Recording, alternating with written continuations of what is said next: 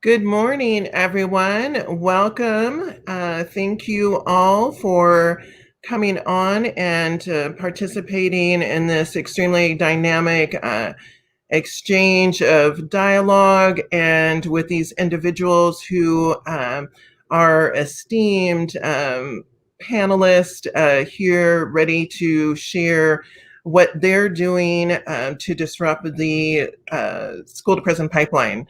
So I wanted to let you all know out there in radio world, if you have a question, you can call in at 206-290-9685. I want to thank all of our sponsors and our partners, including United Peers of Washington, Rainier Avenue Radio, Washington State Community Connectors, Disability Rights Washington, NSTEP, and also the Peer Navigator training program. And I just want to give a shout out to the other programs that are represented here. And I hope that in the Zoom chat, you will go ahead and put your name, your program affiliation, as well as what you're hoping to get out of today's event. So I'm going to go ahead and go right in. Connor Murphy and I will be moderating this conversation, but I'd like the panelists to go ahead and introduce themselves, talk about, give their name, their organization, and maybe just a little bit of their lived experience and what brought them to the place that they're at right now, working so energetically in our community. Why don't we go ahead and start with Terrell? Good morning. Can everyone hear me? Yes. Yeah, my name is Terrell Dorsey. I'm the founder president of a youth organization called Unleash the Brilliance, or UTB. It was established back in 2008 to give me an opportunity to help at least try to close or disrupt the achievement gap by giving disadvantaged youth an opportunity to not have to experience being inducted into the Hall of Shame or the school to prison pipeline like I was. I think about my previous social experience as a freshman in high school and what damage was done to me because I spoke the English language close to near perfection, and how I was criticized and abused and kicked and spit on for just trying to make it here in America by understanding the resources and assets that I had to use in order to live the American dream. So as a freshman, I had to deal with the unconventional social encounter with my peers. I was picked on for going to an all-white private school for 8 years. I was put to shame for speaking white. That perplexed me. To this day, I still cringe when I recall the experience of being slapped in the face in front of all these freshmen and sophomore girls, and then being hit in the face. I remember standing very much still and afraid to make a comment or even to move a muscle. And what I do recall is thinking, after pausing for a minute, that if I didn't conform to these new social norms, I wouldn't survive my freshman year. So the result of me conforming to these different social norms meant that my peer group would influence me to do things I never thought would be an advantage in my life. That would be smoking weed as a freshman, smoking cigarettes, skipping school, disrespecting teachers, just being a classroom clown. but most importantly, butchering my freshman year with all Fs. So when I think back at that time and realize that I was set up to have a life that really didn't provide me with the tools and the strategies to be able to navigate a pretty tough America, it was pretty upsetting. So to make a long story short, I wish that things would have been different for me. However, Unleash the Brilliance would not have been born if it wasn't for that lived experience. I'm thankful that I had a chance to find some resiliency in prison. Instead of me going out to the yard or playing dominoes, I spent most of my time in my cell, reading every newspaper possible so that I can construct sentences in a way that would give me a better advantage when I got out of prison, so I would never have to return. And it worked in my favor. So I'm happy to say that I'm on the path of progress, and I help young people who are facing the most daunting challenges in their life to be able to at least do what we call think, plan, fly, or prepare for takeoff. Think means that you position yourself to really think about all the consequences that can happen if you choose an action that could be at disadvantage for you. And to consider all the decisions on the decision tree or the leaves on the decision tree that you can pick from that you never dreamt were possible that can help you produce the best outcome. And if you can get that kind of mindset baked in your DNA, then you're in a position while you're in high school to prepare for takeoff. You can plan better, because if you could do that exceedingly well, you'll be able to increase your chances to graduate. And if you do graduate from high school, you'll have a chance to be the pilot of your own destiny as opposed to being grounded for life. When I was in prison, I wasn't doing anything in regards to being a pilot of my own destiny. So that's my short story, and I'm sure there's more to come. Thank you for the opportunity. Yeah, thank you so much for the inspirational introduction. And for those of you who aren't speaking either on the Zoom or in this platform, please keep yourself on mute in the meantime. And let's go ahead and go on to Anthony. Would you like to go ahead and do your introduction, please? Yes, my name is Anthony Powers. I'm the reentry program manager for the Seattle Clemency Project. They actually hired me to build out the reentry system, and now there are multiple staff, and we're helping guys who are getting out. A lot of them are people who spent long terms in prison. I myself spent 26 years in prison. I went in when I was 16 years old. I was a product of the school to prison pipeline, essentially, but even before it was called that.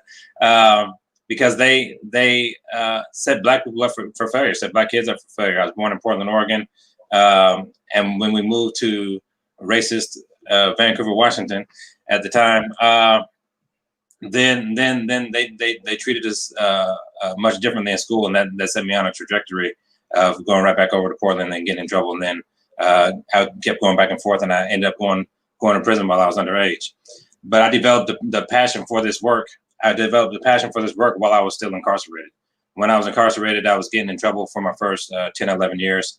And then I decided to turn my life around. Can you hear me? One moment, Anthony. Apologies. Carmen, are you back? Okay, so sorry, were we lost for a moment? We're connected now. We're connected. Thank you, Beverly. Okay. Anthony, go ahead and go on. Thank you so much. No problem.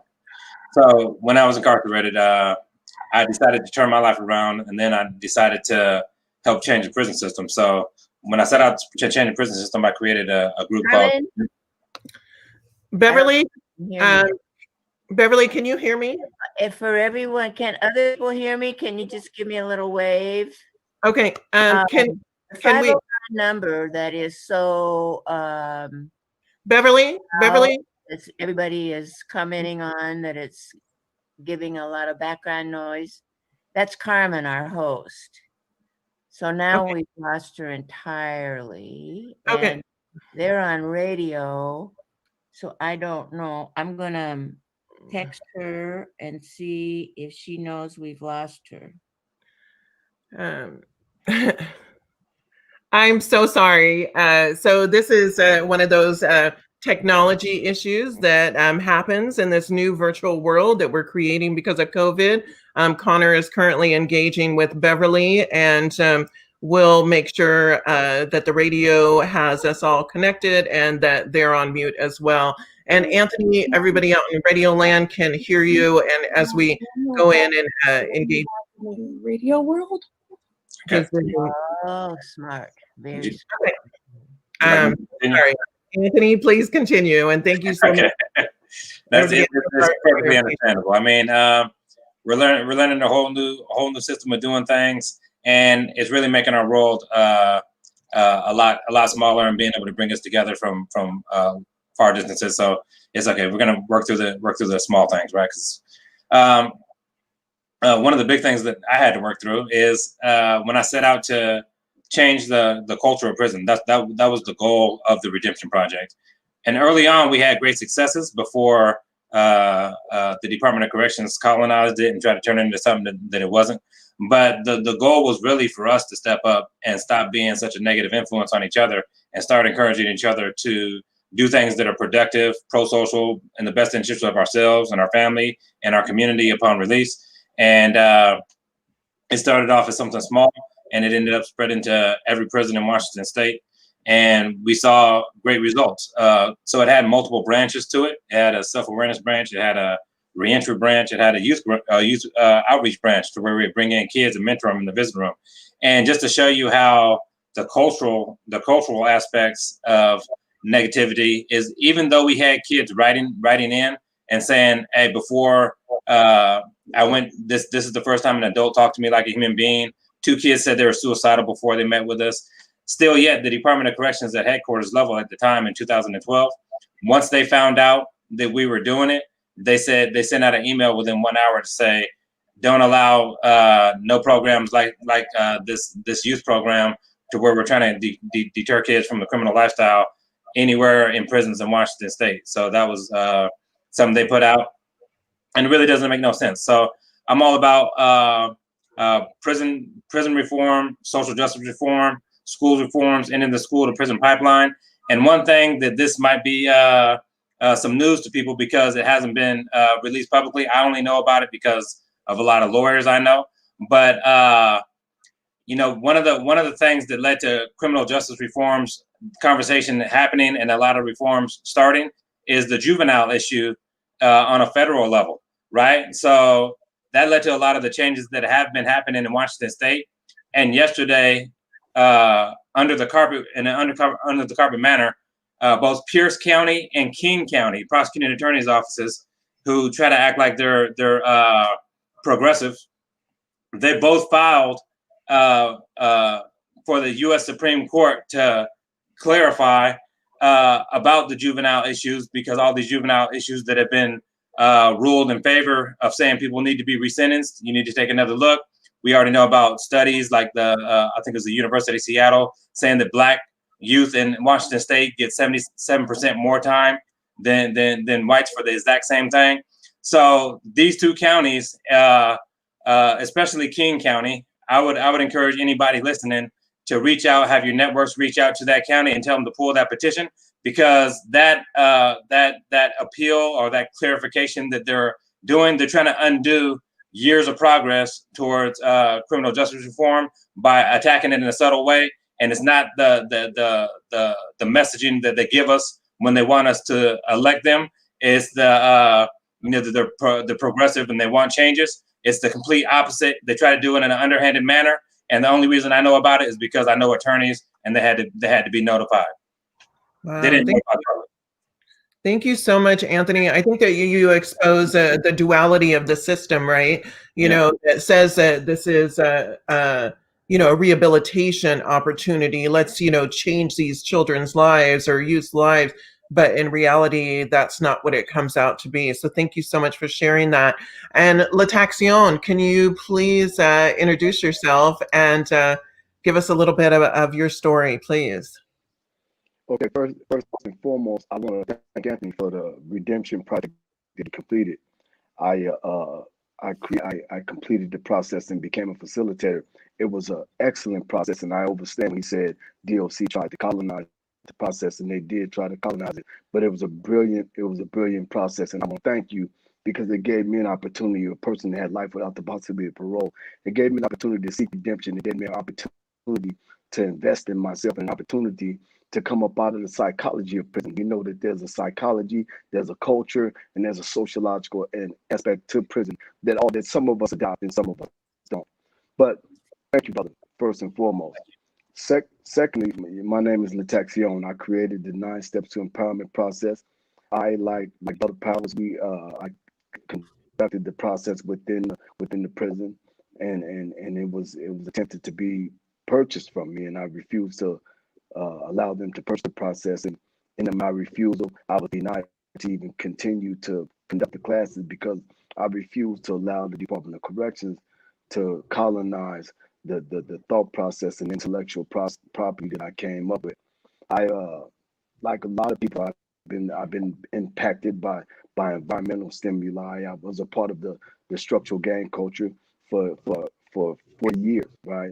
And that became attracted to me because in my traverse between my home, which I live in the projects in California, my traverse to school, between home and school, had showed me so many horrific images.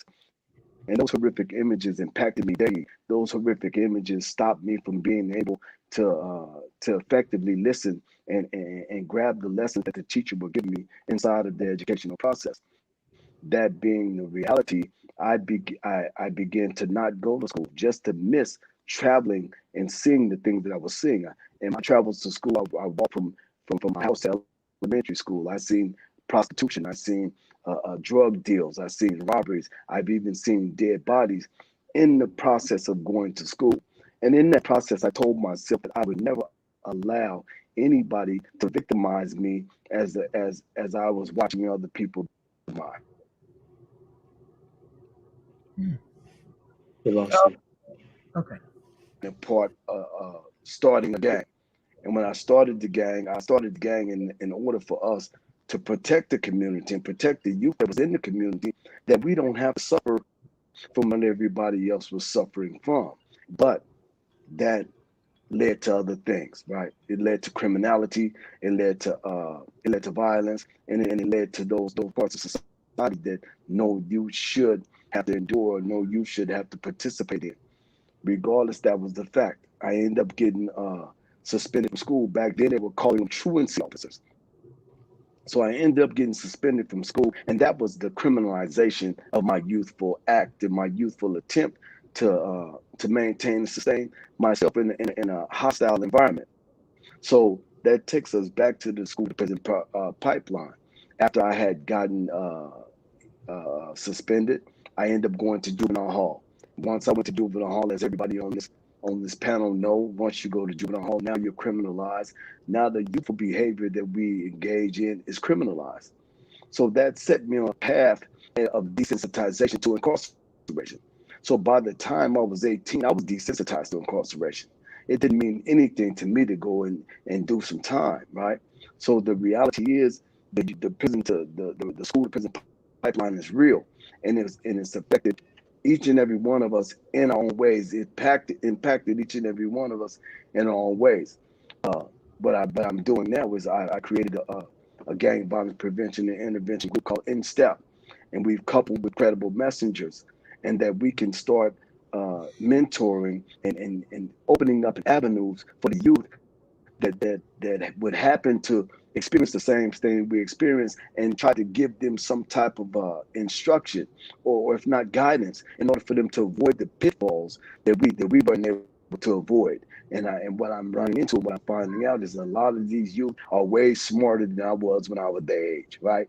So we're having a modicum of success, but we still have that thing, right? That all those of us that have been impacted by the system, some of us take on attributes and characteristics of the system. And even those that have been impacted, those that are working in the field of youth development, or working in the field of civil rights, or working in the field of just freedom and human rights, we find ourselves so wrapped up in the systemic thinking that we perpetuate the very system that we say that we're against. And that's what I'm finding that is prevalent, and finding that we have to address now today. Thank you for your time. Yes, beautiful, beautiful. Thank you so much. All right, wonderful. Angel, let's go ahead and go to you as an introduction, please. Good morning. My name is Angel Tomio-Sam. I am a member of the Colville Confederated Tribes. I am also a descendant of the Quinault Indian Nation and the Nakota Fort Peck Sioux people. As a profession, I am a bail disruptor with the Bail Project. My experience is that I am formerly incarcerated. I'm also an addict in recovery. My experience goes way back. I am born and raised here in Spokane. I have been partially raised on 3 different reservations. My experience with incarceration started as a young person in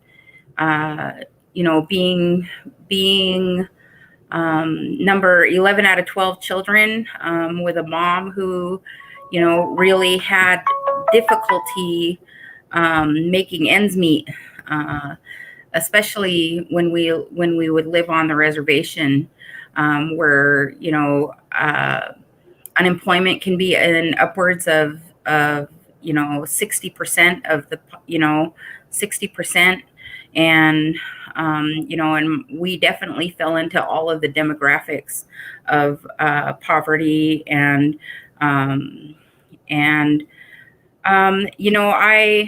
I can remember the first time, I was like 12 years old, and I didn't consider myself having run away, but when you don't come home after a time, that's kind of where my mom, was kind of at her ends, and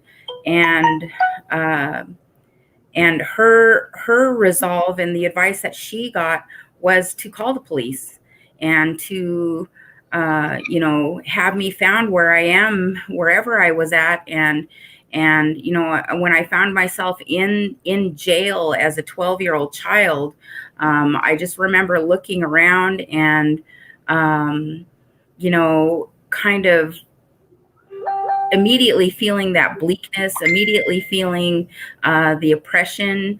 There were children in there, even younger than me, who had been in there a lot longer than me. And, when I got out, I had to confess that I had learned a lesson. And, when I look back at that, I remember, coming from such a big family and seeing the impacts of lifestyle in other parts of my family. I remember my brothers and sisters being really, I had a couple of brothers. I had a brother and a sister who were had some trouble and were sent away to a boarding school. And I remember them writing home and really feeling, talking about things. And in retrospect, after, being an adult with my collective memory of incarceration, really the boarding school really seemed to be that for them. It wasn't a place for freedoms. They were 2nd generation boarding school. My mom was a boarding school Indian.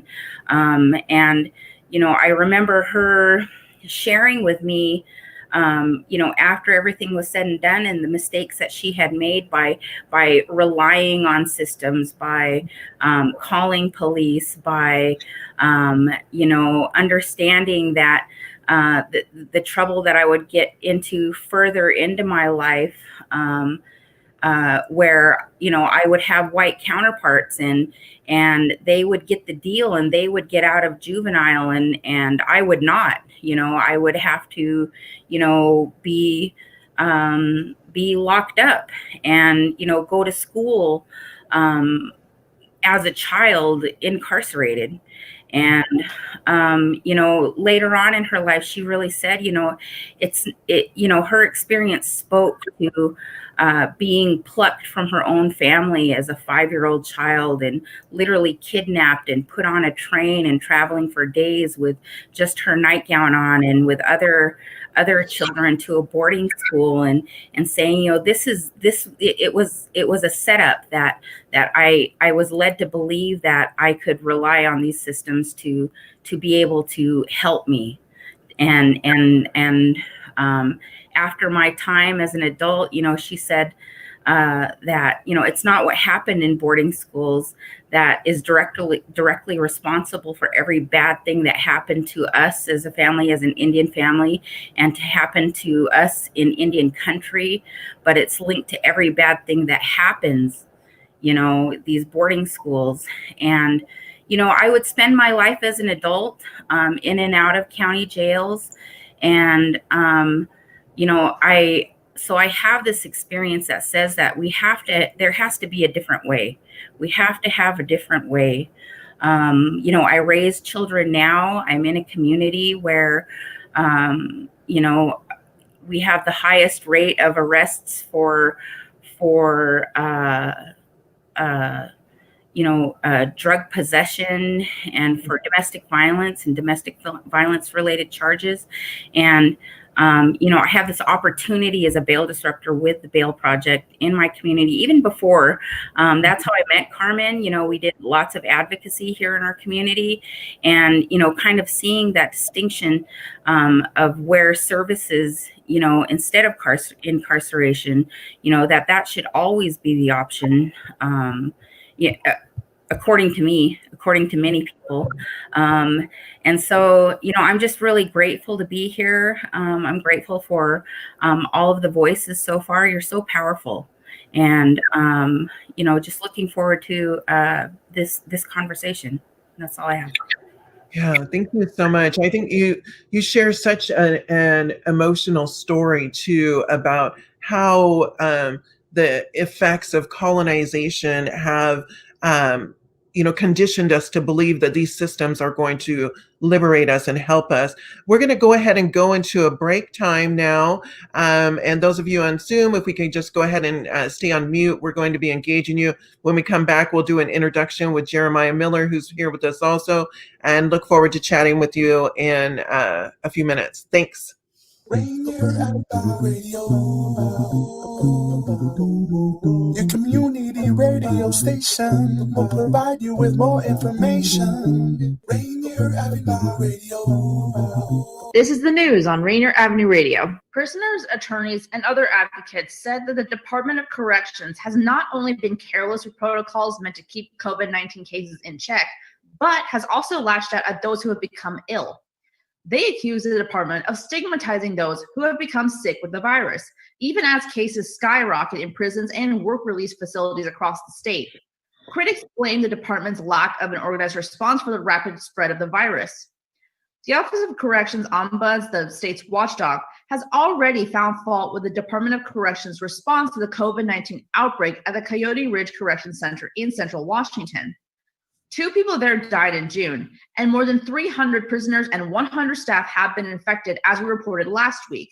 You can read more on this important analysis at crosscut.com. And that's your news on Rainier Avenue Radio. This is Karen Z with RainierAvenueRadio.world, and we want to hear from you. Our goal is to amplify and share the diverse voices of Southeast Seattle residents. Do you know of an engaged community member who should be featured in a community spotlight? Tell us about them. Do you know of an upcoming family-friendly, educational, or cultural event coming up? Tell us about it. If you have news to share, contact us by emailing RainierAvenueRadio.world@gmail.com. Once again, please email us at RainierAvenueRadio.world@gmail.com.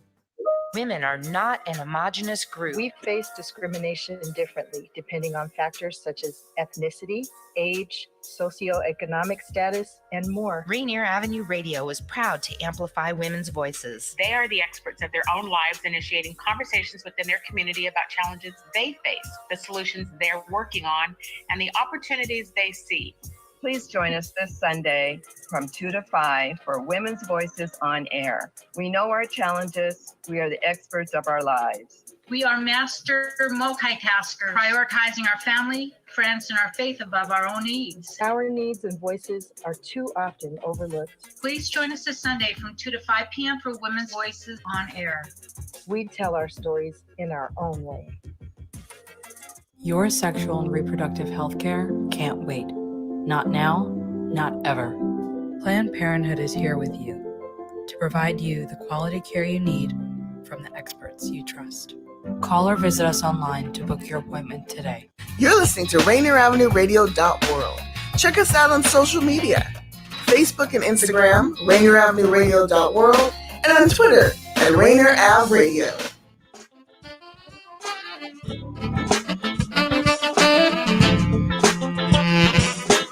You're listening to Rainier Avenue Radio, your community radio station. This is the Leadership Development Series, Part 2, Disrupting the School to Prison Pipeline. Stay with us here live until noon. And now we take it to your host, Carmen Pacheco Jones. All right. Welcome back, everyone.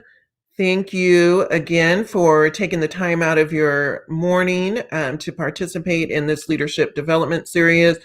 We have a dynamic panel here of individuals who not only have lived experience and have been through the juvenile justice system, but they are also serving programs, either programs they've developed themselves that provide support for youth that are currently navigating the systems, and they're also working alongside the system to promote reform efforts. So we were just going through introductions, and again, if you want to call in, if you have questions, the number is 206-290-9685. Jeremiah Miller has been waiting so patiently. He is going to go ahead and do his introduction now. Welcome, Jeremiah. Thank you. Again, my name is Jeremiah Miller. I work for Catholic Charities here in Spokane, Washington. I work as a community support staff / peer support. For our parents and youth. For people who don't know what Rising Strong is, it's actually a family-based treatment center. And so we look at the whole aspect of recovery, for the family. Just to give you a little bit of my story, I was born in the Bay Area,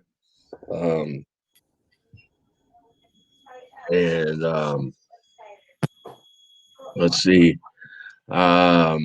I was introduced to the justice system probably when I was really young. I can remember my uncle being arrested, by federal agents.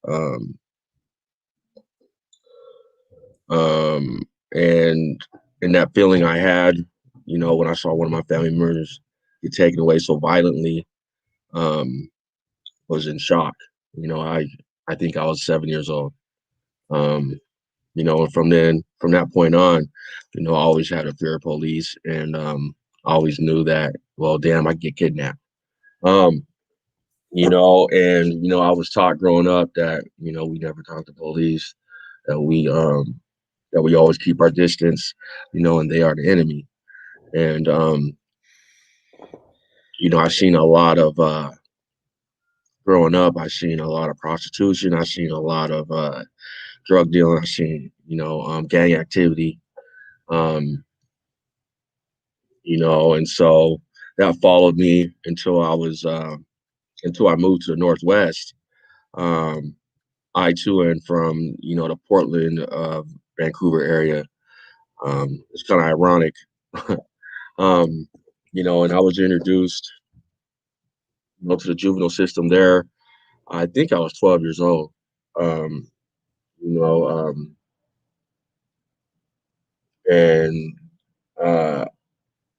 Just like another one of our the panelists said, I was kind of desensitized to doing time. You know, it wasn't anything big to me. You know, and that followed me until I remember one night I was part of a robbery. And the reason I'm telling you guys this story is because that had a huge effect on my life, even today. My white counterparts, they got, I think one got 3 months, another got like maybe 4 months. I ended up getting a gang enhancement, a gun enhancement, and then the robbery charge. I ended up doing 4 years in Green Hill School. They shouldn't send me away for 4 years. They sent me to the hardest youth prison that they could in Washington State. You know, and I've seen a lot of things there that a teenager probably shouldn't see. You know, and I was an athlete. You know, I was playing basketball and football. You know, I had colleges looking at me already as a freshman, and you know, my dreams was to, you know, play college ball. And all those went away. You know, just because of one mistake. You know, I was gang involved because I was kind of like the life that, how can I put this? Survival. You know, that's what we're taught at a young age. You know, we were poor, you know, growing up, and you know, that was kind of like a way out. You know, everyone I saw, everyone I looked up to, they were all criminally involved. You know, whether it was prostitution or whether it was drug dealing. You know, when I looked at that as a way out, I swore that I would never be broke. I swore that, you know, because I thought money would bring me happiness. You know, and in the end, you know, it was my demise. You know, I never had anyone there to tell me, hey, if you go down this path, young man, this is what will happen. You know, so that's what I do in my day to day. Today is I also have 6 children. I have 3 teenage boys, you know, and 3 teenage girls. And you know, I tell my sons that, you know, that because you're a person of color, that puts you underneath the microscope. It's not fair, but this is the world that we live in. You know, I let them know that one night could affect your whole life. You know, has it affected mine? You know, and after I got out, I'm sorry I'm jumping around. After I got out doing those 4 years, I was so cold to the world. Like, I did not care. You know, there was nothing you could tell me that would deter me from the path of destruction that I was on. And when I got to Green Hill, this is the crazy part, is when I got to Green Hill, they sit you down and they tell you, 90% of you guys, when you get out of here, will go to prison. 5% will die. And the other 5 will live a normal life. So I was faced with no hope. You know, and 90% of us that were sitting in those rooms were Hispanic and Black. You know, and you're telling a young child this, 15, I mean, most of us were between 15 and 17 years old. We're children. You know, but we weren't doing we weren't doing children acts. We were, you know, we're fighting. People were getting stabbed. People were getting raped. They're setting us up for the penitentiary. That's exactly what happened. I got out. I continued my life the way I was living before, with gang involvement, drug involvement, and I went back to prison twice. You know, so it took the divine intervention, you know, from from some men in my life, you know, luckily, you know, to pull me by my coattail and be like, if you keep going down this path, young man, you are gonna die. And I had kids at this point, and then I was drug addicted. Yeah. You know, and then I was drug addicted. And when you get a combination of no hope and drugs, and you feel like this is the only lifestyle that you have now, and this is the only way that you can live, but you got kids too on this, you know, at this point, I felt like, man, I don't want to be like my father because my father was never there. You know, and I didn't want to be like the other black men in my life that I saw, or that stigma that you see with black men. Oh, they're not shit. They're not dads. You know, yeah, that wasn't me. You know, and so it was just very frustrating, you know, and man, I'm just very grateful that someone pulled me by my coattail, and you know, and that I'm here today, and that I could delay a message of sparing strength and hope, you know, to the youth that I serve today, and my own children. Absolutely, 100%. You know, Jeremiah, thank you so much for sharing, and in such a real way too, right? Yeah, thank you. I wanted to go ahead and go over to the Zoom. It looks like we've had a couple of people who've had some questions, and I'd like to be able to address those. And Beverly, if you want to unmute them, or you know, whoever has a question, please raise your hand, direct it to the entire panel or to the panelists that you would like to have it answered by.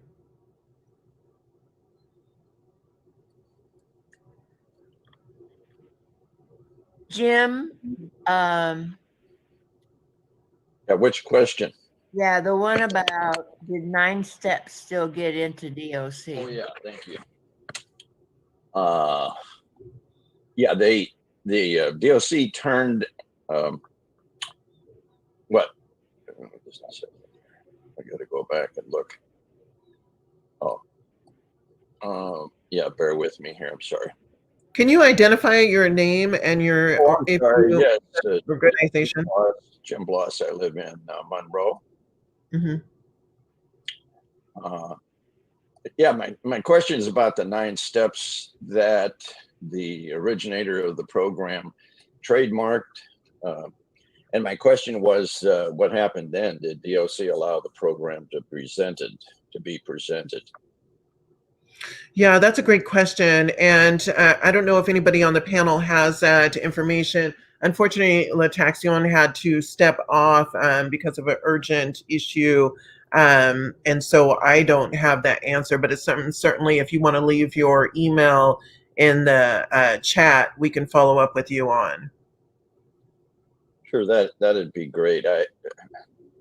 There are a lot of things I think going on at this particular time as far as things that might be improved. A lot of things are being talked about this morning, and I will tell you that the ombuds, the Office of Corrections ombuds, is really looking into a bunch of this stuff. So I think up to this point, my thought is that DOC has not had to respond or to actually be responsible for doing a lot of what they're doing. And I think all the ombuds actually is doing is, I think, shining some light on some dark corners. And I think that's going to be very useful for everybody. Absolutely, absolutely. And I just want people to know that, you know, I mean, the value of lived experience and that collective or unified voice has the power to engage and leverage change as well. And if we're working in partnership with the Ombudsman or other organization, that only makes us all the more stronger in being able to, you know, facilitate reform. So thank you so much for bringing that up. Did anyone else have a question?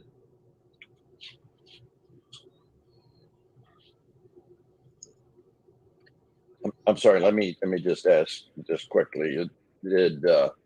Are you recording this?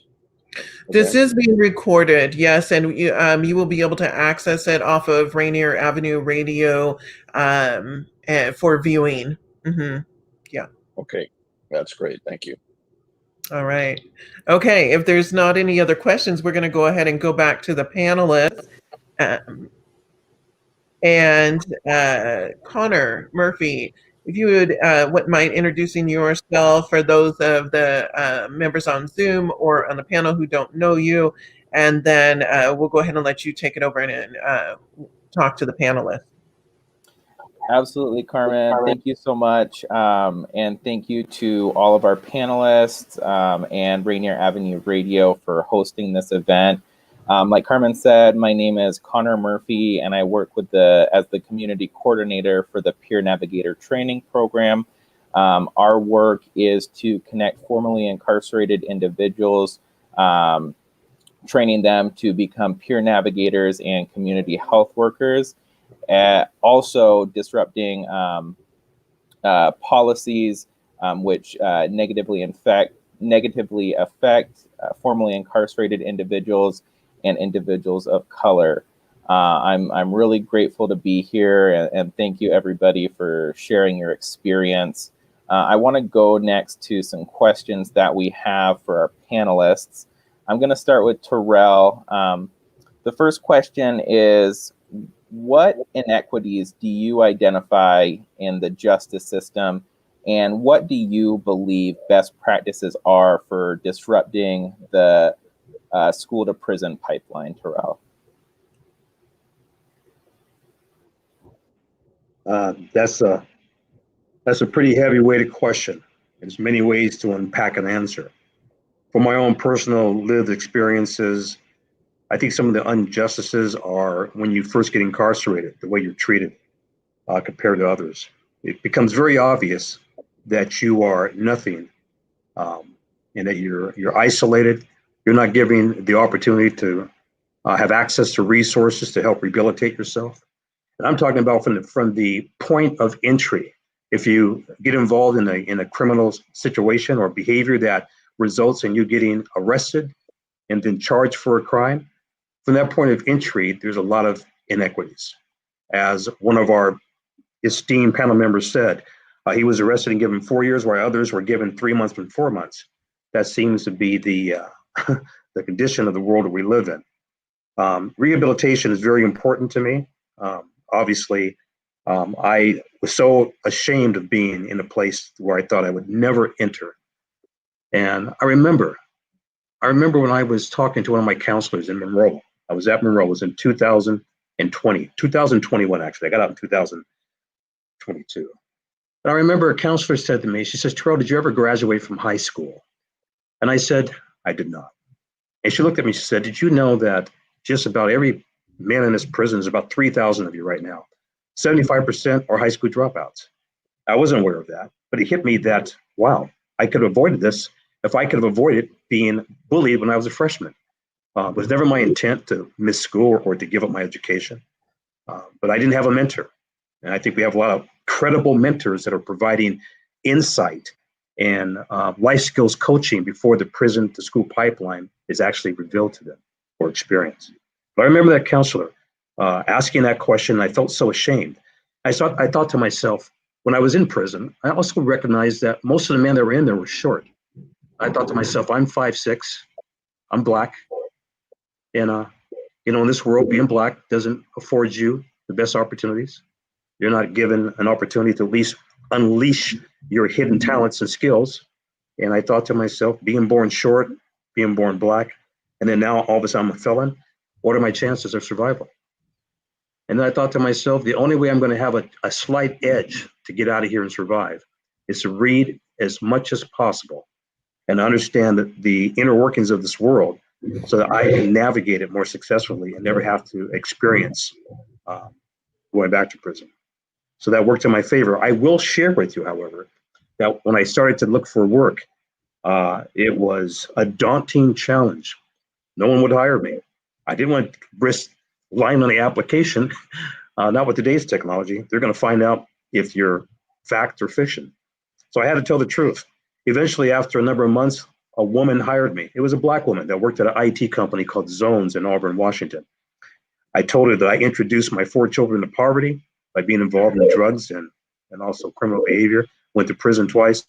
You got to give me a shot. And if you give me a shot, I promise you I'll make you proud. So she gave me a shot. I had an entry-level job. I was in my 40s.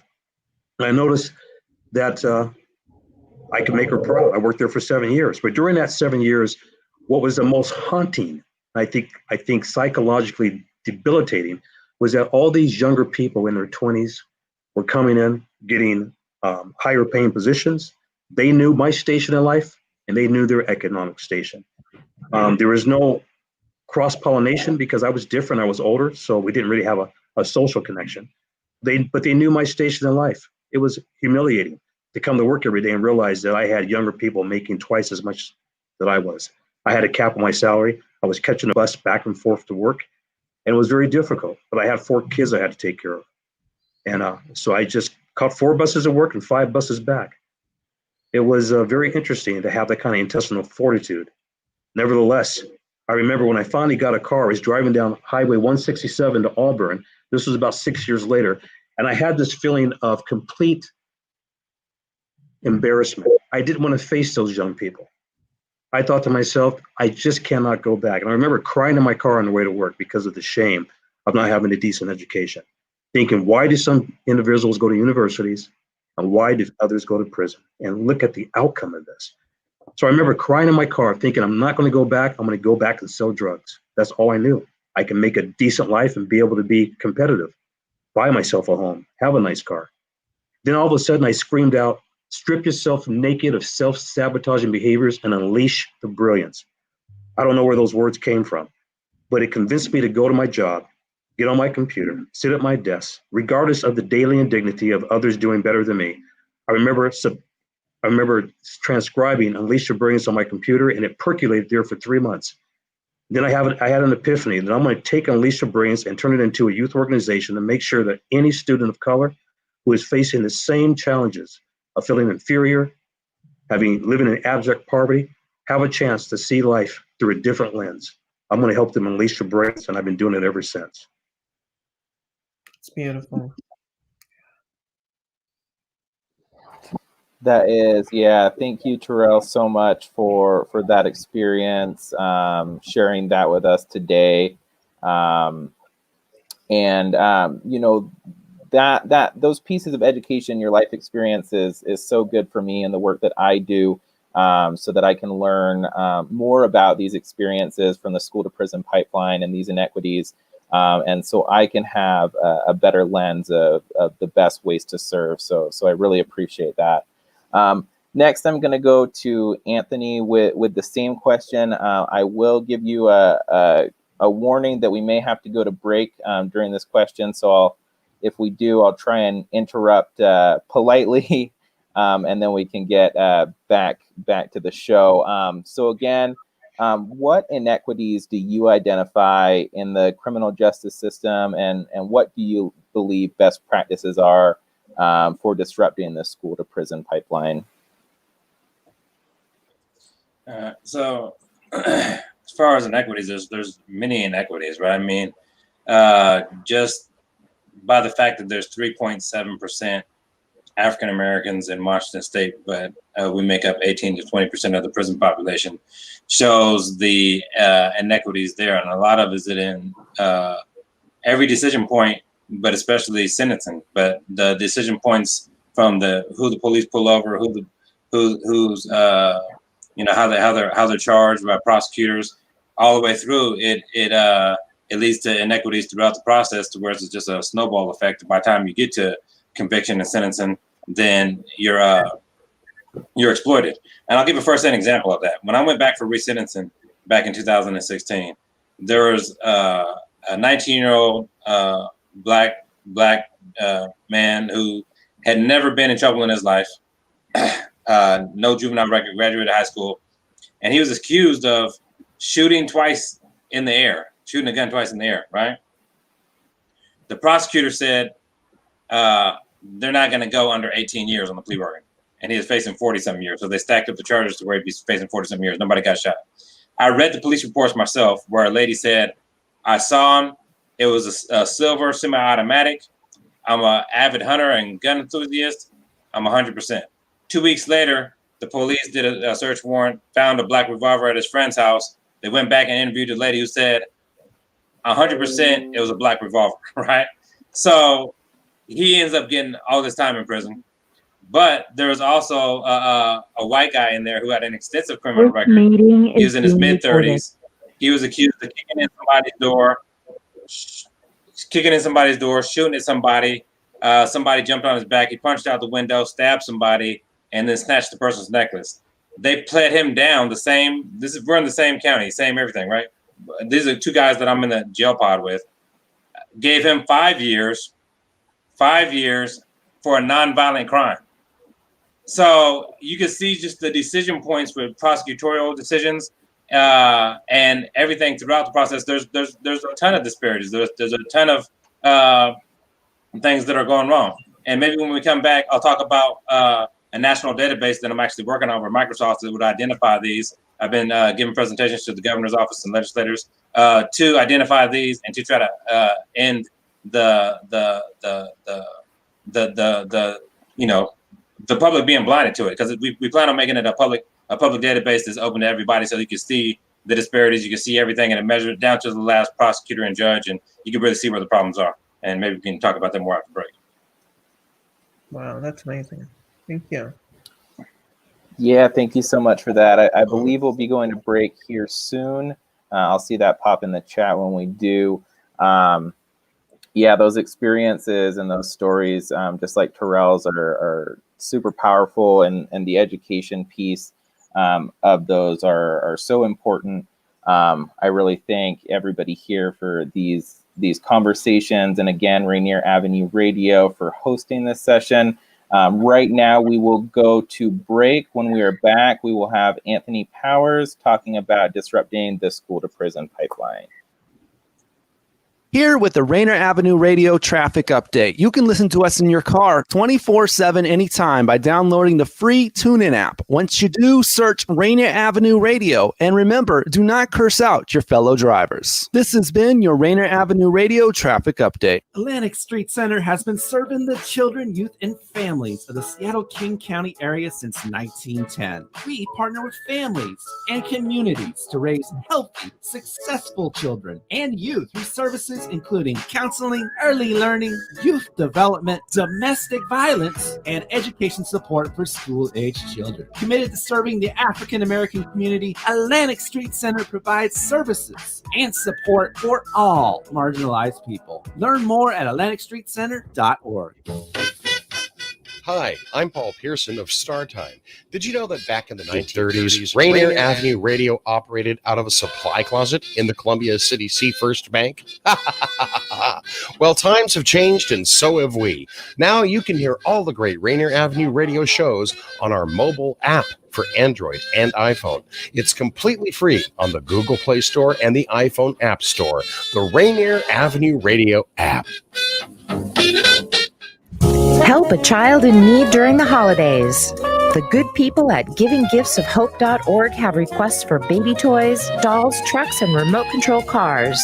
You can bring unwrapped toys to Taproot Cafe and Bar, where there's a large wrap box to place toys Tuesday through Saturday 11 to 7 and Sunday 11 to 5. Taproot Cafe and Bar is located in Columbia City at 4908 Rainier Avenue South off of Hudson Street. For more info on supporting families during the holidays, go to www.givinggiftsofhope.org. Happy holidays! This is Mondo Bancaro for Mondo's World. We will be discussing some interesting subjects. Sometimes I might even have some guests. So please listen to my show on Rainier Avenue Radio.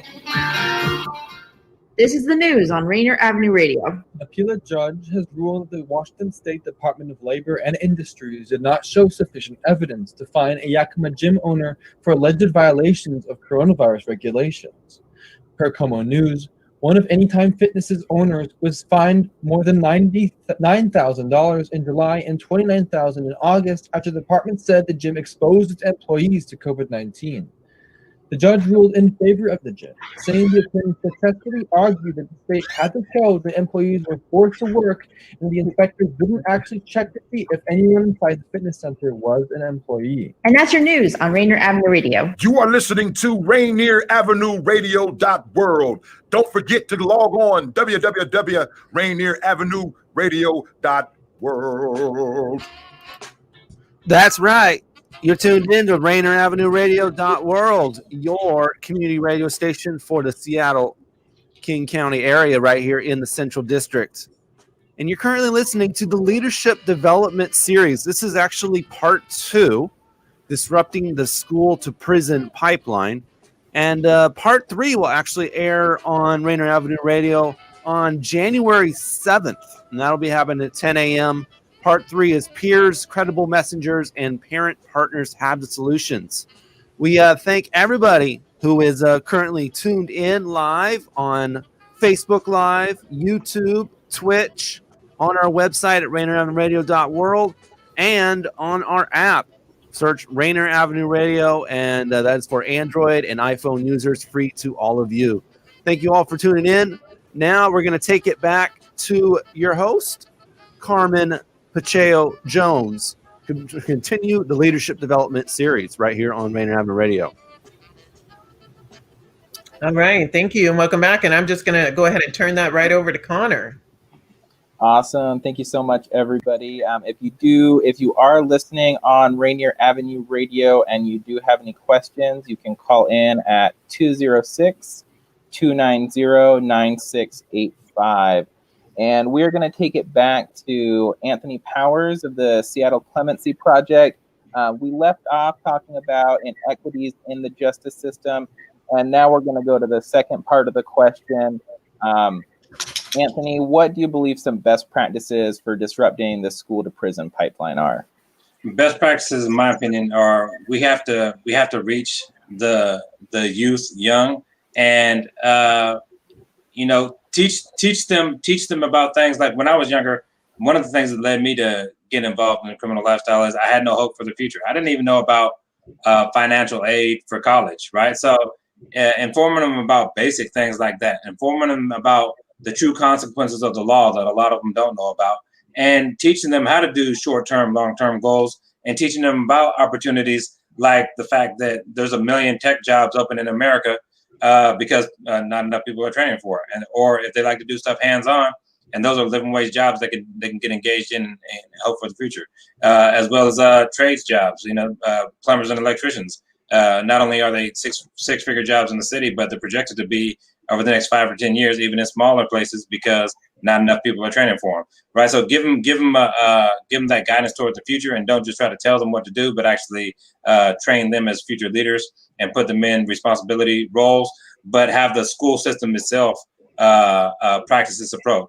Take the police out of schools, take metal detectors out of schools, and have equal opportunities for BIPOC and disabled students who are low income than you would in nicer neighborhoods, because they actually have different textbooks and different standards based off the socioeconomic status of the area. So if we want to disrupt the school to prison pipeline, we need to address it at its root causes and have an equitable lens to where we're investing more in the people who are most affected by the school to prison pipeline, which are BIPOC and disabled individuals.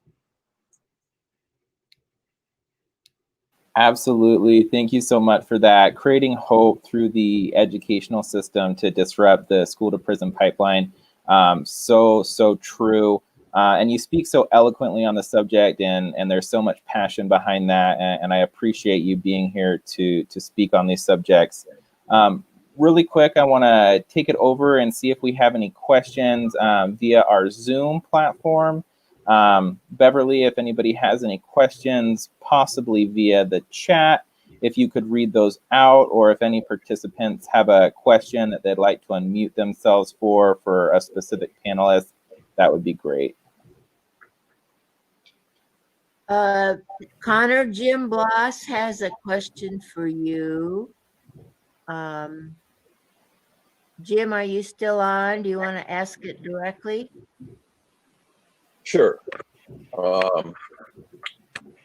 Honor, in your peer navigator training program, I assume what this means is that trained previously incarcerated citizens work with recently released citizens to help them navigate their reentry. How does this program get by what I believe DOC's policy is about prohibiting this type of interaction between released citizens? Yeah, so absolutely, that is the goal, is to improve the communities by training previously incarcerated individuals as peer navigators or community health workers that will then work in unison with the criminal justice system and provide services to currently incarcerated individuals or individuals who are working in the process of reentry. This includes DOC supervision. And that is the goal, to get the peer voice, the credible messengers out there, and start breaking down some of these systems with direct work in the criminal justice system. Yeah, are there any question? Okay, would you like to repeat it for me? So, Jim, well, the policy is there. I guess the point is, theoretically, unless I'm mistaken, and I'd love to hear the explanation. Isn't the policy that folks who have been in prison head out to the streets, and you have a trained group of folks out there who are actually, set up to kind of help the folks who are coming out? Yet, I believe DOC's policy is that that this sort of face-to-face interaction between folks who have been in prison, released, and then being released, I thought that was, if not forbidden, then something that needs to be reported. The community corrections officers are kind of checking on that. I mean, so Jim, let me just interject. Angel and I are founders of the Peer Navigator Training Program. We oversee the program. Connor was brought in because of his level of expertise to run the program.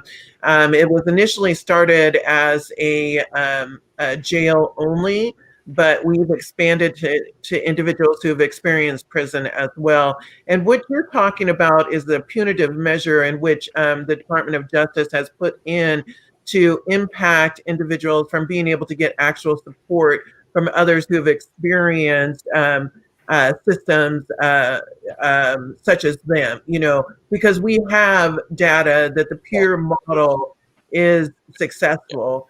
And so I hear what you're saying, that, if somebody's coming out and they're a convicted felon, they can't be around other convicted felons, but we provide a very controlled atmosphere. We only have 9 people per classroom because of COVID restrictions. We're building a hybrid model in which people can engage from their own home or wherever they're at, and be able to participate in the training program. We're also working with our local detention services to provide support, peer support at the intake and release center. So we are there. We are individuals with convicted or convicted felons, offenders, if you would like to say that. However, we are moving away from that kind of definition for individuals with lived experience. I myself am a 5-time convicted felon, and we are no longer, bound by the restrictive practices of the system that seek to keep us oppressed and ineffective, and don't allow us to reform. So I hope that answers your question. I think we were going to go ahead and go on to Anthony. And Anthony, were you going to finish up, or had you already finished? I finished. Okay, Finished. perfect. Connor, I'm gonna turn it over to you. Okay, perfect. Thank you so much for the questions. And again, thank you, Anthony. I'm going to be going on to Angel to ask the same question, identifying inequities in the criminal justice system. And then what are your best practices for disrupting the school to prison pipeline, Angel?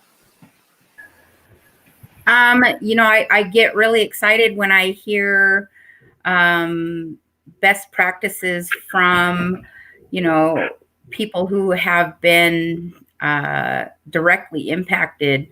I know that, there's this saying that the ones who are close, who are closest to the problem are closest to the solution. And, in my experience, I lived in a place where 3/4 to 90% of the people around me were people of color, were Hispanics. I lived on a reservation with other Native Americans. And when I, got on the road to being a person impacted by incarceration, there just weren't any services around with providers that look like me, that talk like me, that could be able to engage me in a way that would, the whole thing is engagement. I think about, now here in Spokane, we have this opportunity for, a pretty diverse school board who's worked really hard to talk about, to even have these conversations about race, to be able to institute and pass resolutions regarding racial equity in the schools, and working very hard to change the way that we've been doing things. Starting with taking deferring police interaction in the schools, removing police officers, from having interaction with children, removing, expulsion, doing something different. I feel really fortunate that, my children are in a school system now where we work really hard to address like mental health needs. We work really hard to help folks identify if their children have, disabilities or what's going on at home, and,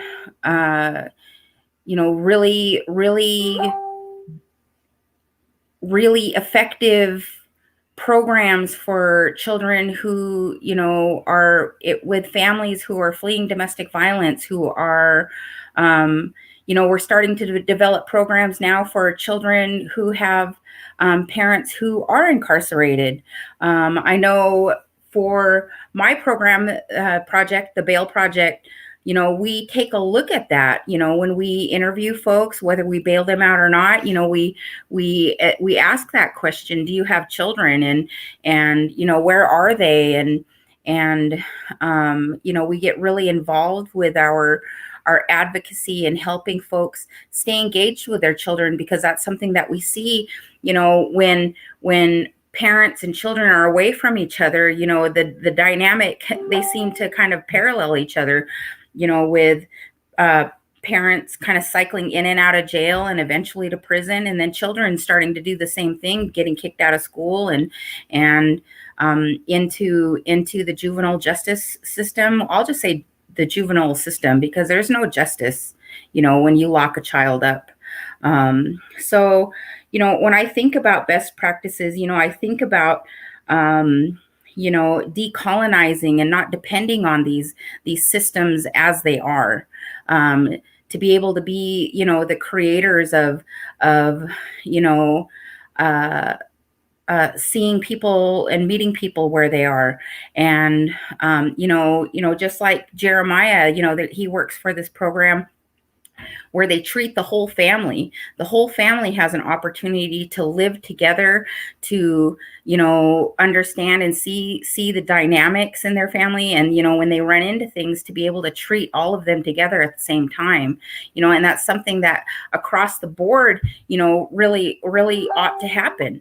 And, you know, I just am really, you know, for best practices, it really is like, you know, I heard somebody say, you know, at a very early stage, you know, I saw that, you know, I knew my mom was a boarding school Indian, and the things she talked about, you know, how they were picked up and rounded up and put on trains and, you know, forced to be away from families and such. And now that I have my experience, how much that looked like incarceration to me. So, you know, best practices are to really kind of, you know, not be so reliant on these systems. You know, I really appreciate, you know, Jim taking up the question about, you know, how can we do this, you know, but, you know, we have found power in these peers where there is this therapeutic value that can't be paralleled with impacted people, and, you know, raising up leaders from the impacted population. So I'm just kind of rambling right now, but you know, these are the things that I see best practices to treat people, you know, through a racial equity lens, meeting people right where they're at, being innovative in our communities. If you see a gap, how can we fill it? You know, is there a community organization or a resource that's kind of doing the work? Maybe we can encourage them to widen their scope a bit. You know, I think that in this time of George Floyd and Black Lives Matter, you know, we really have this opportunity and momentum to make change. And you know, and look at all the panelists, look at the folks who are here. You know, we're here. Now is the time. Absolutely. Thank you so much, Angel, for that. And bringing, you know, up, taking that power back and working with peers in these ways and in these spaces is so powerful, because the therapeutic value of one peer helping another really is without parallel. And sharing one another's story, and being together in these systems is so important.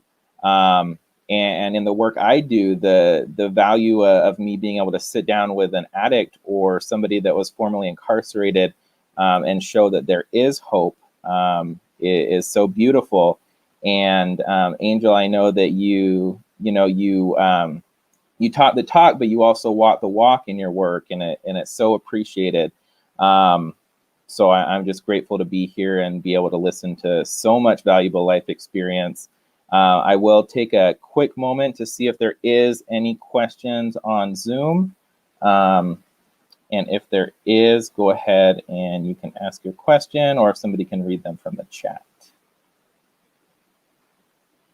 Connor, Danielle Anderson had something to say about the earlier question about people released from prison working with other people who had legal histories. Danielle, did you have more to say? Yeah, just give me a second.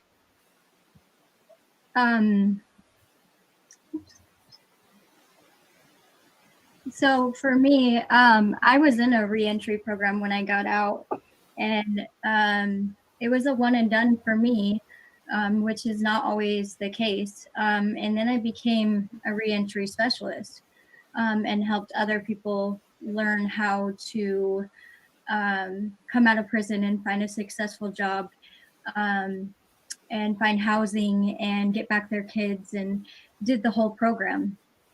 And so for me, I believe that the policy should be changed because I can't relate to somebody that hasn't even walked a fraction in my shoes. So for me to have to go to a counselor or somebody who doesn't understand the dynamic, even as a child where my neighborhood was, or, like the earlier gentleman's talked about, walking to school and seeing dead bodies. If you don't understand that dynamic, you're not going to, it's going to be a push relationship, meaning that I would push you away instead of working hand in hand with you like we teach as a peer. Absolutely, Danielle. Thank you so much for that. And that's the truth is, in these spaces and in these conversations, are we able to relate to those that don't share life experience with us, where I, necessarily wouldn't be the right peer for somebody, just like somebody might not be the right peer for me, or might not be the right counselor. And so I think that's so true, changing these policies and really disrupting that point that, oh no, convicted felons can't be together, because some of the most beautiful work I've ever seen done is with people that are previously incarcerated or previously working together in recovery from addiction, come together and break down so much of this stuff. And that's where I see so much powerful work. So thank you for that, Danielle. I will be going back to the questions. We have Jeremiah Miller here. I'm going to ask the same question for you, Jeremiah. What inequities do you see in the criminal justice system, and what best practices do you think are for disrupting the school to prison pipeline? Okay, how many minutes do I have? We're at 11:22. We'll probably break in about 5 or 6 minutes. So if you see the break thing come up, and we'll do that, and then we'll come back to you. Awesome. Man, inequities. I think just like one of our panelists said, from the time you get booked in, you're allowed one phone call. And a lot of times you got to pay for that call. And with juveniles, it's a little more different. I remember being booked in and they didn't even call my mother.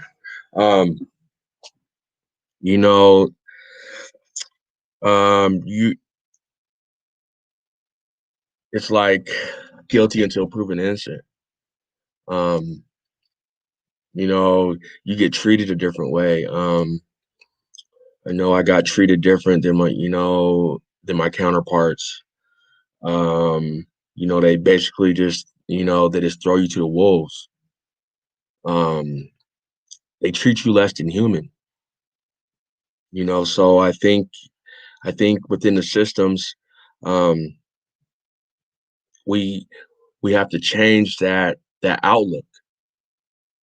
We are innocent until proven guilty. And that's the outlook I really feel that we need to change. Unfortunately, my white counterparts, they're obviously more lenient. I would always get hands put on me, even as a youngster, by the police, by the guards, antagonizing, just to make it look even worse in court. So we have to change that whole outlook, on how we look at juveniles and adults. From the time you go in to the time you get sentenced, and just that whole stigma. And to fast forward a little bit, for me, if I was to, how do I put this? If someone would have came to me, doesn't have to be from my neighborhood, but with that same lived experience, as a youngster, if there's a program that we have that that instead of incarcerating a youth, you send them to a certain type of program, to a peer program, to some men that have already been through it, men or women, and just steer them the right way. Because as a kid, I know for me, because I can only speak from my experience, is that, like my football coach, I knew he knew football. You know what I mean? And so I listened, and as I listened, I got better, and so that's how I kind of look at life. And especially in my line of work, I know the experiences that I've had, could help another person in treatment, who may have been affected in gang violence, because those are the places that I've already been, and so I would like to see a program, for youth, instead of locking our children up, get them in a program that gives them hope, because I know for me, there was no hope. And for countless youth out there today, that there is no hope. The only thing that they see is drugs, assaults, criminal behavior,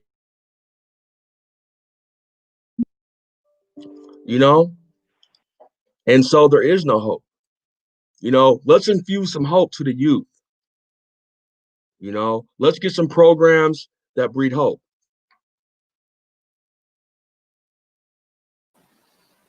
Awesome. Thank you so much for that, Jeremiah. If you have any follow-up statements after that, we will go ahead after break.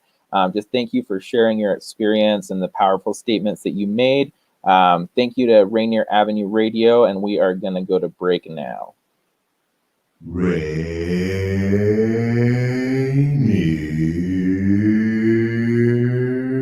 Avenue Radio.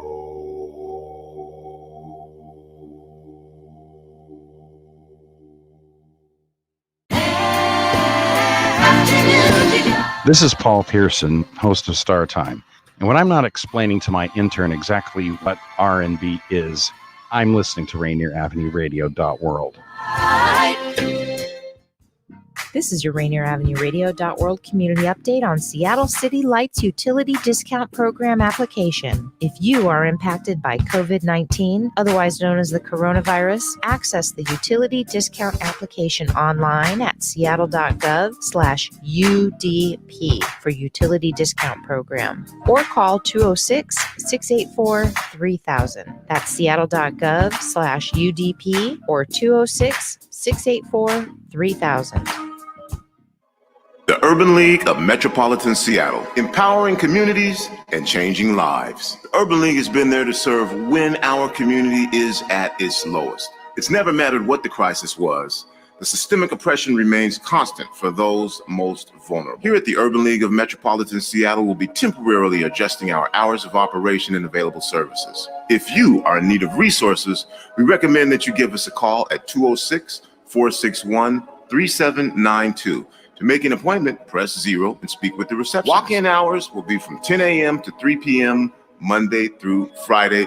And hey, we'll gladly work with you via phone as best as we can if you're exhibiting any signs of illness, to assist you with information to save your home, find you a place to sleep, or connect you to job opportunities. The Urban League of Metropolitan Seattle. That's 206-461-3792. 1, 2, get down. What's up, big and little homies? This is Masvita Maraire, host of Seattle Sports Weekly on Rainier Avenue Radio.world, your one-stop shop for Seattle sports. We cover preps, we cover college, we cover pro, we cover it all. Huskies, Mariners, Seahawks, Garfield, South, Roosevelt, Metro, King County. This is what you want to listen to for all the sports that's happening in Seattle. Seattle Sports Weekly on Rainier Avenue Radio.world. See a bad Would you like to see when your favorite Rainier Avenue Radio show comes on? Our show schedule updated weekly at rainieravenue.radio.world.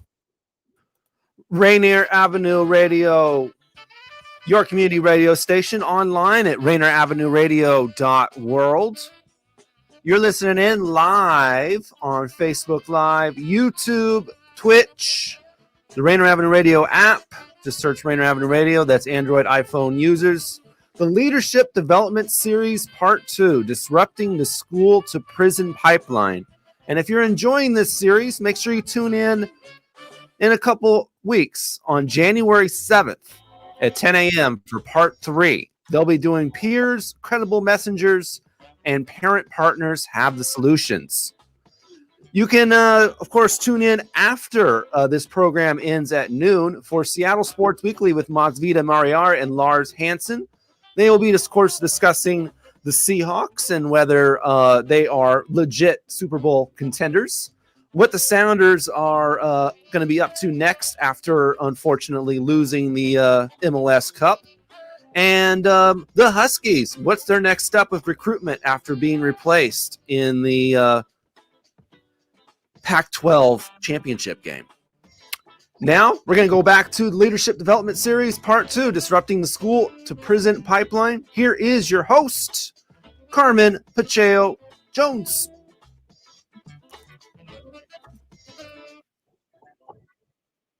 Welcome back, and thank you, Rainier Avenue Radio. And again, for those of you who are listening, you can call in and ask questions. The number is 206-290-9685.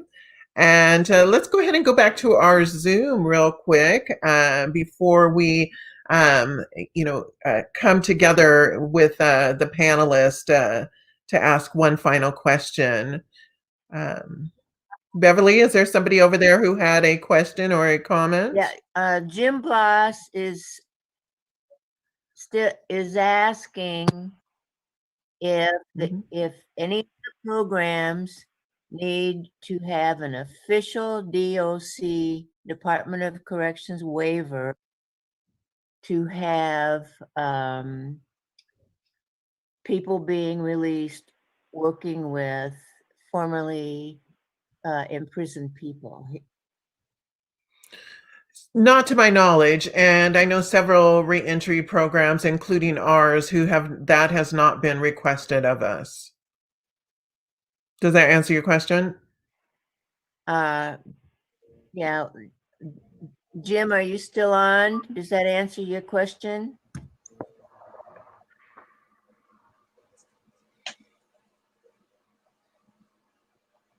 I don't. All right. Okay. Does anybody else have any questions or comments or, feedback for the panelist?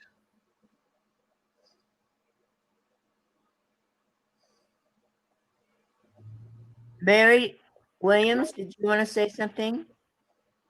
I just was gonna make the comment that I've worked with a lot of young people, and especially some at the downtown Alder Street, King County Juvenile, KCJC, whatever you want to call it. And a lot of times there are a lot more underlying issues with the family. So it'd be really great to see a lot more work with families, especially Black and brown families as a whole, instead of criminalizing just the kid. But the other thing in my experience is that sometimes when youth are detained, it's an opportunity. And the hope is that that's where you can kind of interrupt the cycle of whatever's going on. Right. If they're not going to school, hopefully you can redirect and get them back to school. And if there's something going on in the home as far as, violence or something, I know they have some programming for that. I didn't work with that piece specifically, but I really worked with the families. And so it would be great to see the wraparound services come into play more for the families than for just targeting the youth. But sometimes we really did need to kind of interrupt that cycle, and they did need to sit down for a day or two, because even sometimes the youth were actually jumping on their parents, so I mean, I think it's a very individual situation for each individual family, but we definitely need much, much more family support to really get to the root and not just send that youth back to a family and the whole cycle just starts up again. It's not their fault. They need more support. Absolutely. I would agree with you 100%. I think that oftentimes when youth are, sent into the juvenile justice system, there is this devaluing of the family unit, and they want to assess blame and accredit bad parenting as to why the child is, acting out. But if we can even go up further to look at how the systems of oppression are the ones that are impacting the family unit as a whole, how poverty, how homelessness, how trauma, complex trauma, the impact of behavioral health, and the correlation between family violence, intimate and non. There are so many things that we could be focusing on, even in supporting the family unit prior to a child or youth being introduced into the justice system. But I hear you. Once they're there, what can we do to support the family? And we'll be speaking about that more in our next series, where we're really going to be highlighting the parent partner model and how that focuses on supporting families and giving families autonomy and power and advocating for themselves. Yeah, thank you. I think somebody else had another question or a comment. Mercedes, did you want to ask your question? Sure. Just in light of the conversation surrounding the school to prison pipeline, I'm just curious about the panelists' thoughts about the conversations around prison abolition. Yeah. Does somebody on the panel want to address that question, please? I will. Hi, this is Angel. I'm an abolitionist by nature.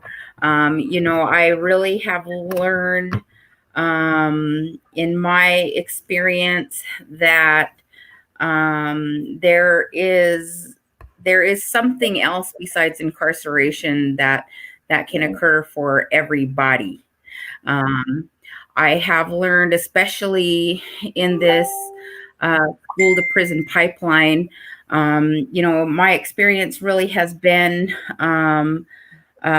working in the education system in Indian country on reservations, and our Native American boys are 13% of Native American boys and 7% of Native girls. They get kicked out of school, and we all know the likelihood of being justice involved, what that presents. We also know that it's 30% for Native American children are likely to have been justice involved right from the school. And so this is why it's so important for us to we've seen what having police in schools has done. We've seen, in Spokane here, I know of a family, a single mom who, had a child arrested from the school, and the long, arduous battle she had in bringing her child home. We have to be thinking outside. We have to be looking forward to something else. This is why, in our community, we really look forward to being the creators of programs, being the creators of bringing people in, especially with lived experience. either directly or indirectly impacted, to be able to treat our children, because who knows better, to help our children than the parents. So kind of taking that holistic approach. I don't know, I work as a bail disruptor for the Bail Project. We're a nonprofit organization. We bail people out and we connect them to services.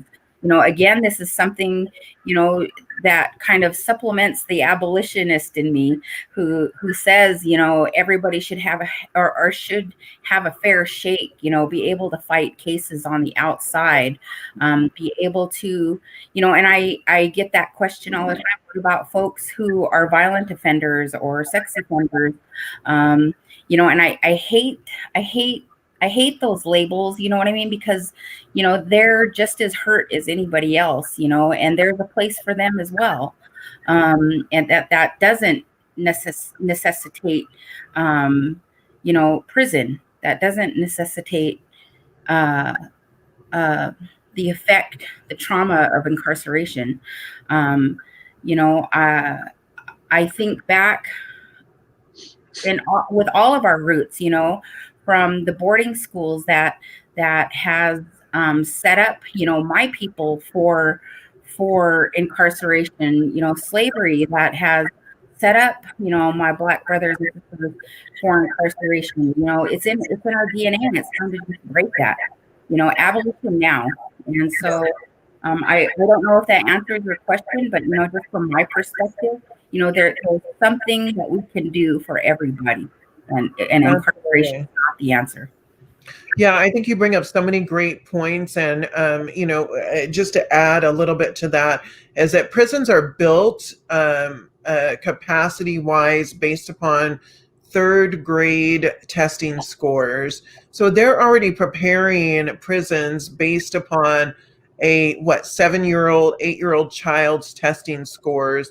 So if that doesn't speak something to our society and what they view as a corrective action, then I don't know what does.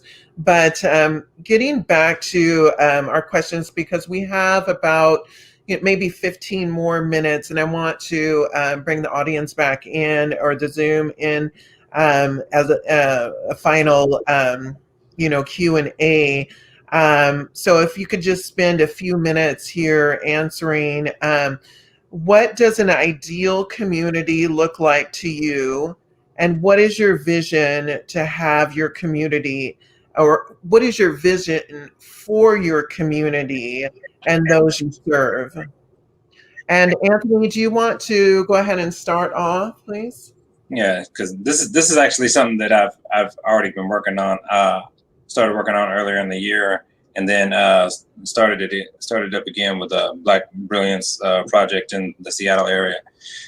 So my approach would be to take a two-pronged approach, right? One is proven practices, and the other one is innovative ideas, right? The proven practices is there's something called the blue zones of happiness, to where they did studies around the world of what leads to happy and healthy communities, and what are the commonalities with these communities, and how to bring these things about, right? So we started saying, well, how can we implement this in BIPOC communities, right? So after we started putting together a game plan for that, we saw that some cities in America had already did it, and was not BIPOC, but just in the city overall, right?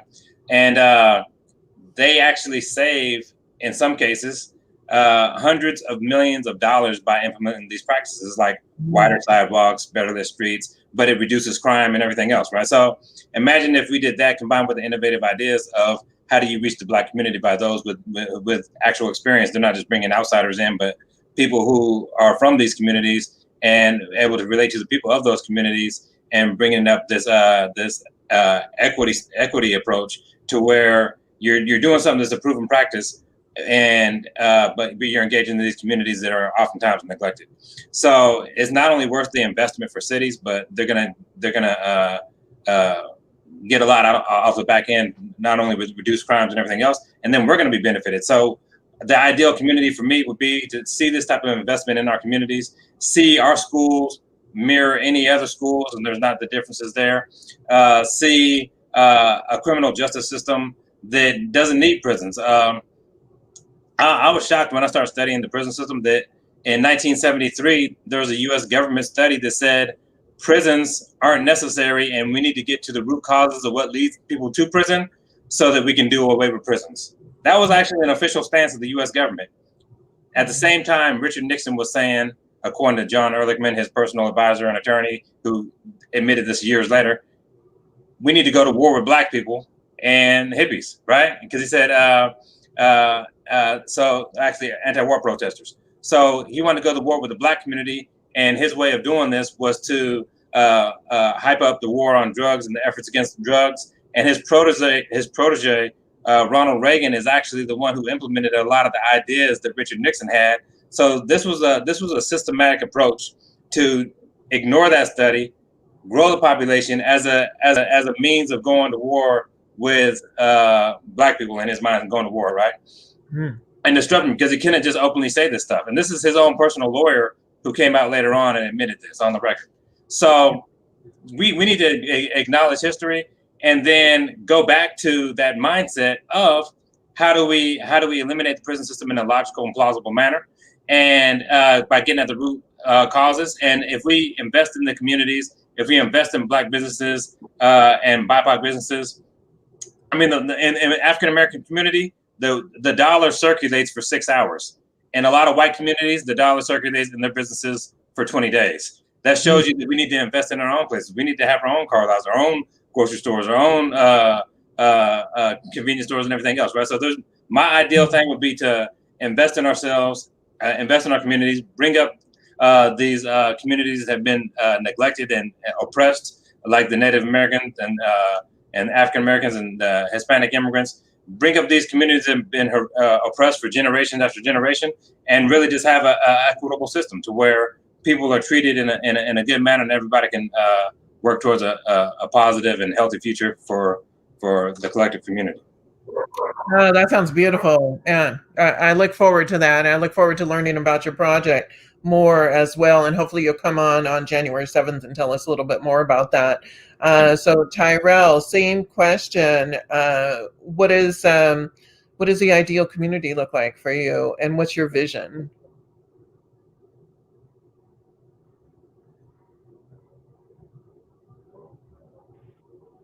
Tyrell, you're on mute. Thank you so much. That happens quite often. Thank you for the question, the closing question. It may be a lame answer, but fortune follows the bold. I'm going to make this bold statement. I remember growing up when black and white television was the only way to watch television. I remember when the combination of chemicals and other processes created black and white photography. I also remember when I walked into a cathedral, on occasion I would see the white and black marble squares on the floor, or reaching, for the salt and pepper in a restaurant to complement the taste of my food. And lastly, but for sure, looking up into the sky and noticing that stars shine brighter with a black background. White and black can complement each other. And I kind of feel in my heart that what I would like to see in my community before I leave this planet, white people and black people having a human element to model the kind of behavior that allows us to complement each other.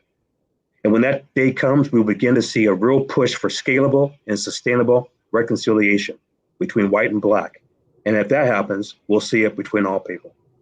That would be my vision of the future, a sustainable, scalable reconciliation between white and black people so that we can begin to look for the things that complement each other, making sure that we get rid of disparities and inequities. Yeah. That's the only way it's going to happen. Yeah, that just gave me goosebumps.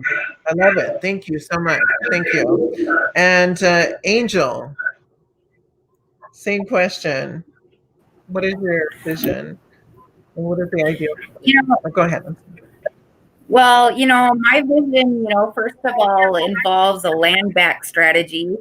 I'm really kind of been on, I was raised by a mom who was an activist, like organically for Indigenous rights.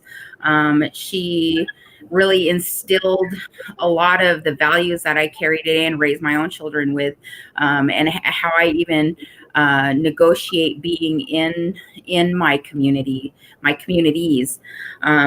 You know, I have found that, you know, I really have a vision for, you know, a practice of decolonization. You know, I'm a sober person. You know, that's my first act for my self-care and for decolonizing my mind, decolonizing my spirit, is to be sober. And the other things that I see around me is really kind of my resistance and my taking the power away from these systems that, you know, my people and people in my community have become so reliant on. You know, kind of looking for other things for myself and for the people in my community. You know, really kind of cultivating good relationships with people to see the perspective of the Indigenous person or the Black person, the people that they serve, and to really kind of recognize that these systems and the usual practices, the things that have been impressed on us, you know, really have white supremacy presence. And, you know, just to kind of move away from those things, but identify them and acknowledge them, certainly. But, you know, for me, it really is, you know, being a creator, you know, and encouraging others to do the same thing, to really come from, you know, my cultural and traditional upbringing and ways of thinking really speaks about community, really caring for folks. There were no jails, you know, when my people, when this land was, you know, when we were free to roam and to you know, hunt and gather and to celebrate and to move along. There were no jails. There wasn't incarceration. And so this and for centuries and centuries and centuries, millennia. And so, you know, I look back at that and I really understand that there is a different way, and to kind of come around, not just 180, but 360, so that we can come, or 180 to where we began, is really what I strive for, and the vision that I have for the communities that I serve and live in. That's beautiful. Thank you so much. Thank you. And Jeremiah, so ideal community, what does it look like to you? And what is your vision for that community and those you serve? Well, for me, I may have a different perspective on this. I just want to say thank you for all your guys' wonderful shares. You know, as society as a whole, just keep an open mind and try to think outside the box. I think it starts with our children and the upbringing, you know, and how we treat our youth, and the morals that we instill in our youth, you know, because they are our future, you know. And I know for my children, you know, I try to instill some morals, you know, that were instilled in me, you know, and, you know, I try to look at both sides of the spectrum. You know, if we teach hate, that's what we're going to get, you know. And so I pray that one day that we don't judge a man or woman on the color of their skin, you know, because that's what it kind of comes down to. You know, I was taught hate, you know, growing up as a youngster, you know, and my mother's white, you know. And so I pray that we teach our youngsters, you know, love, you know, encourage them, kind of like to love thy neighbor, you know, even in our Black communities, you know, don't be so hateful towards each other, you know, support each other, lift each other up, you know, instead of worrying about how much money another brother's getting, Yeah. you know, encourage that young brother, you know, to keep doing the next right thing, you know, and to make that money legally. Mm-hmm. You know, I see a lot of young brothers that are encouraged and enticed by the love of money, but they don't know the pain and suffering that's in store for them. Yeah. You know, the only reason I know that is because I was one of them young brothers who was enticed by money. And I gave a lot of years to this state and Oregon State, you know, for the love of money. You know, so I just pray that as a people that we unite and we teach our youth to unite, you know, just be loving, you know, and recognize that we're all in this thing together. Yeah, So that is so true. No, well, I mean, that is plenty. You know, I think each one of you just captured, you know, the beauty of the perspective of lived experience and how now do we go out and build this ripple effect and impact our communities, every space in which we are serving, that we are giving 110% to ensure that our communities are liberated, you know, that we are working in solidarity and unity, and we have the power to do that. I want to thank all the Zoom participants, and please leave your emails, anything, questions that you want answered. Thank you for our panelists. Thank you, Rainier Avenue Radio, and all of our amazing sponsors. Yes, thank you so much. And up next is Seattle Sports Weekly. You all take care and have a great day. Thank you. Bye. This is Paul Pearson, host of Star Time.